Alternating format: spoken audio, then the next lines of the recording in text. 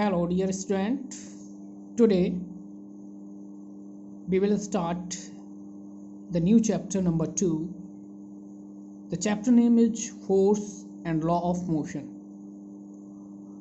Under this chapter, we will study following topics: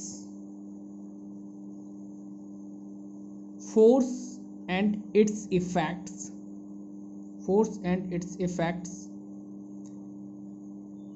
types of force means balanced or unbalanced force, Newton's law of motion, first law of motion, second law of motion, third law of motion. Newton's ने motion से related 3 laws दिए थे बेटा. First law of motion, second law of motion, third law of motion. कुछ important terms हैं जो first और second law में यूज होती हैं, जैसे इनर्शिया है, मास है, मोमेंटम है. ठीक है. टाइप्स ऑफ इनर्शिया है. ठीक है. Types of inertia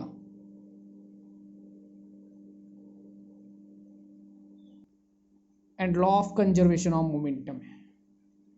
first of all I will explain you what is the force, कि फोर्स क्या है in our daily life. The force has main importance. When you kick a stationary football, जब आप कोई football पर kick लगाते हैं जो रेस्ट में है, तो it start moving. What is the cause of its moving? Force.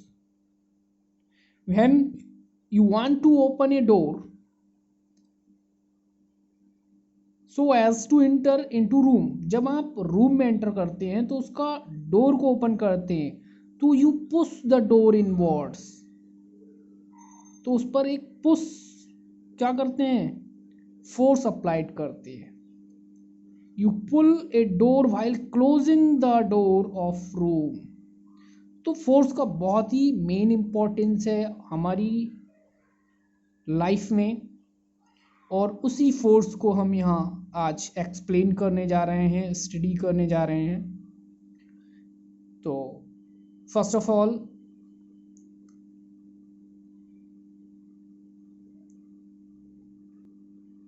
we will know about that what is the force, कि फोर्स क्या है.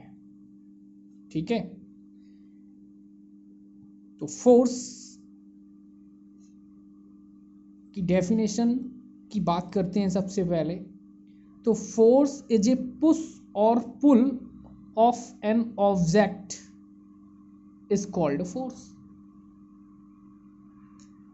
और force is that external push or pull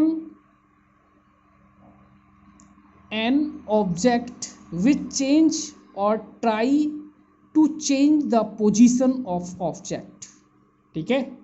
तो इसे हम राइट कर लेते हैं. तो a force is that external push or pull acting on the object. तो फोर्स क्या है? एक एक्सटर्नल पुश और पुल है acting on the object which change or try to change the position of object. तो फोर्स के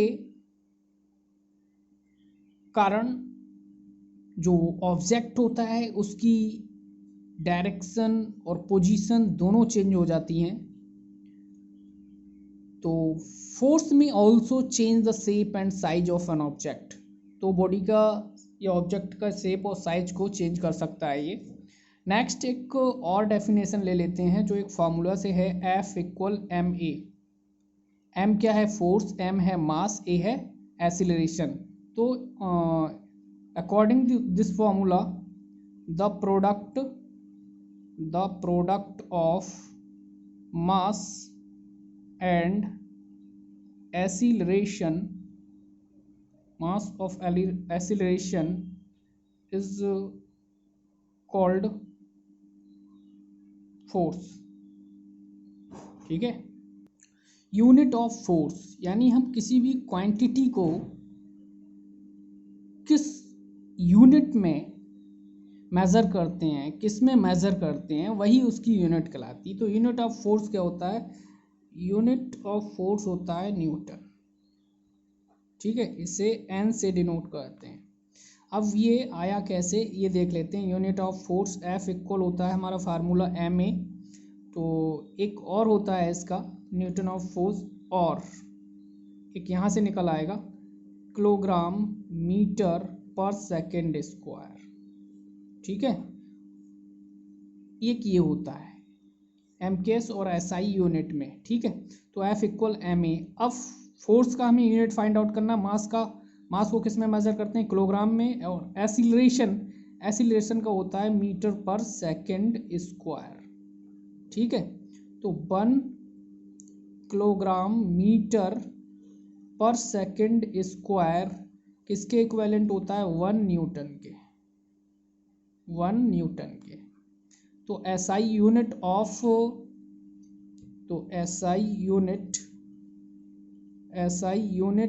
फोर्स क्या हो गया बेटा? एसआई यूनिट ऑफ फोर्स हो गया 1 न्यूटन। ठीक है, और 1 न्यूटन किसके इक्विवेलेंट होता है? किलोग्राम मीटर पर सेकेंड स्क्वायर। नेक्स्ट है सीजीएस यूनिट।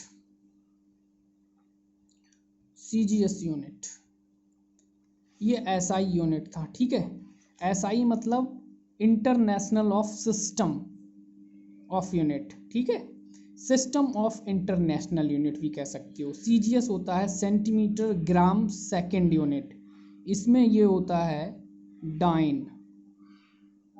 ठीक है, ये डाइन।